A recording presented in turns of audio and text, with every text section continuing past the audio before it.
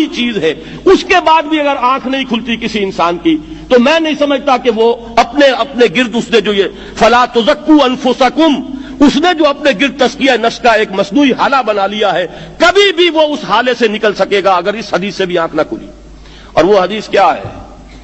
مولانا اشرف علی تھانوی نے اس کو اپنے جو خطبات جمعہ ہیں ان میں نقل کیا ہے، بیہقی کی روایت ہے۔ اوحى اللہ عز وجل الی جبرائیل علیہ الصلوۃ والسلام ان اقلب مدینۃ کذا وکذا باہلها، اللہ نے حکم دیا حضرت جبرائیل کو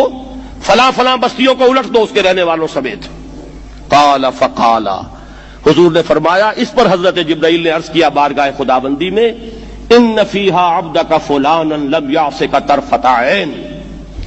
پروردگار اس بستی کو الٹ دوں، اس میں تو تیرا فلاں بندہ بھی ہے جس نے کبھی پلک جھپکنے جتنی دیر بھی معصیت میں بسر نہیں کی۔ اب آپ اندازہ کیجئے، یہ جو ہے نا اپنے آپ کو رگڑنا اور مانجنا اور پوری زندگی رگڑنے میں اور مانجنے میں لگا دینا، ہم بعض بزرگوں کے تذکرے میں سنتے ہیں اتنے اللہ والے تھے، اتنے اللہ والے تھے کہ ان کا گھوڑا بھی کوئی مشکوک دانہ نہیں کھاتا تھا، اور وہ خود جو ہے وہ انگریز کی عدالت میں بیٹھے ہوئے اور انگریز کی نوکری کر رہے تھے۔ یہ ہے وہ میکروسکوپک اور مائکروسکوپک کا عدم توازن، طاغوت کی چاکری کر رہے ہیں، انگریز کی ملازمت کر رہے ہیں، انگریز کے قانون کی تنفیذ کے اندر اعلی کار بن رہے ہیں، لیکن ذاتی تقوی اور ذاتی نیکی اور ذاتی للہیت جو ہے اس کا معیار یہ ہے کہ ان کا گھوڑا بھی مشکوک چارہ اور مشکوک کھانا نہیں کھا سکتا۔ یہ ہے وہ عدم توازن، اس کو نوٹ کیجئے گا، جس کو کہ اس حدیث میں محمد الرسول اللہ صلی اللہ علیہ وسلم نے واضح کر دیا کہ حضرت جبرائیل عرض کرتے ہیں کہ اللہ فلاں بستی کو الٹ دوں، اس میں تو تیرا فلاں بندہ بھی ہے جس نے پلک جھپکنے جتنی دیر بھی معصیت میں بسر نہیں کی۔ ذاتی نیکی کا اب اس سے اونچا کوئی مقام کوئی شخص مجھے اگر بتا سکے تو میں اس کا مرید ہو جاؤں گا۔ اس سے اونچا کوئی مقام ہوگا کہ آنکھ جھپکنے جتنی دیر بھی کسی نے معصیت میں بسر نہیں کی، ذاتی نیکی کی معراج۔ لیکن حکم کیا ہوا بارگاہ خداوندی سے؟ قال فقال، حضور نے فرمایا، اللہ تعالیٰ نے حکم لیا جبرائیل کو، اقلب علیہ وعلیہ، الٹو اس بستی کو، پہلے اس بدبخت پر پھر دوسروں پر۔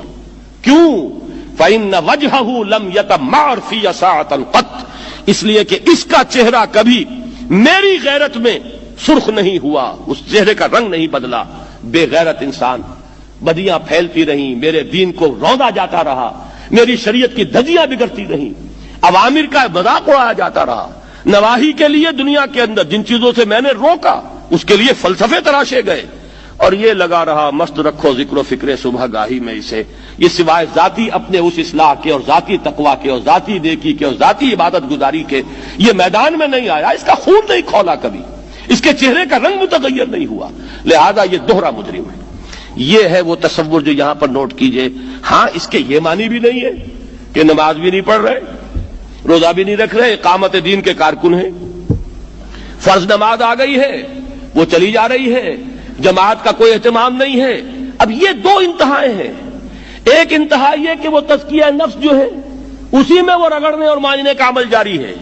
ایک یہ کہ اس کا سرے سے کوئی تعلق ہی نہیں، اپنی ذات سے بحث ہی نہیں۔ وہ کیفیت وہ ہو گئی ہے جو یہود کی آئی ہے قرآن مجید میں کہ تامرون الناس بالبر وتنسون انفسکم وانتم تتلون الکتاب، کیا تم لوگوں کو نیکی کا حکم دیتے اور اپنے آپ کو بھول جاتے ہو؟ یہ دوسری انتہا ہے۔